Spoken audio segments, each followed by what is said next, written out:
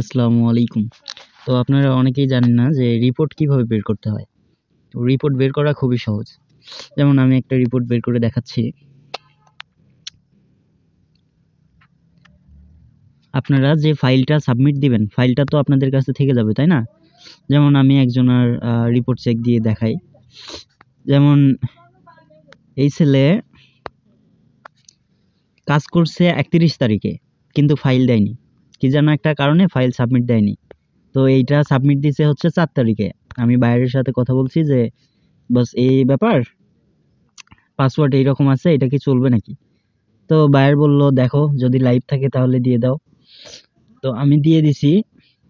পরে রিপোর্ট একটু খারাপ আসছে, ঠিক আছে? তো রিপোর্টটা কিভাবে দেখবেন? আপনার ফাইল এইটা। আপনি কি করবেন? এই যে এখান থেকে ধরে এই সাইডটা, এই যে গোল চিহ্নটাকে ধরে টেনে নিয়ে আসবেন নিচের দিকে, তাহলে সবগুলো সিলেক্ট হবে। ঠিক আছে? এইভাবে এইভাবে সবগুলো সিলেক্ট করবেন। অথবা এই যে এ আছে, এ কলাম, এর উপরে একটা ক্লিক করবেন। এর উপরে ক্লিক করলে পুরোটা সিলেক্ট হয়ে যাবে। ঠিক আছে? তো পুরাটা সিলেক্ট হয়ে যাবে। এক্ষেত্রে একটু লোডিং নেবে, বুঝছেন? এটা একটু সমস্যা। ফাইল যদি বড় হয় সেক্ষেত্রে ওখানে গিয়ে একটু লোডিং নেবে। তো এইভাবে টেনে ধরে কপি করবেন। ঠিক আছে? কপি করার পরে মানে সিলেক্ট করার পরে এইটার উপরে আরেকটা ক্লিক করবেন। ক্লিক করার পরে কপি অপশন আসবে, কপিতে ক্লিক করবেন। আপনার ফাইলের কাজ শেষ। এটা হচ্ছে ৪ তারিখে। এই ফাইলটা দিছিলেন ৪ তারিখে উনি। তো আমার গ্রুপে যাবেন, গ্রুপে গিয়ে দেখবেন যে রিপোর্টের যে ফাইলটা আছে, এই যে ৪ তারিখে। এটা ওপেন করে এই যে এখানে বলছি যে ইউআইডি পেস্ট করুন, এখানে ইউআইডি পেস্ট করবেন কোথাও একটা। ঠিক আছে? যেখানেই পেস্ট করেন সমস্যা নাই। এই যে একটা ঘরে ক্লিক করে ওখানে আরেকবার ক্লিক করবেন, পেস্টের অপশন আসবে, পেস্ট করে দিবেন। এই যে পেস্ট করে দিলে আপনি দেখতে পারবেন যে যেগুলো সবুজ এগুলো হচ্ছে ওকে আইডি। ঠিক আছে? আমি বলে দিব কোন কালার হলে ওকে হবে আর কোন কালার হলে ব্যাগ আইডি হবে, সেগুলো আমি বলে দিব। এইভাবে মূলত আপনারা রিপোর্টটা দেখবেন।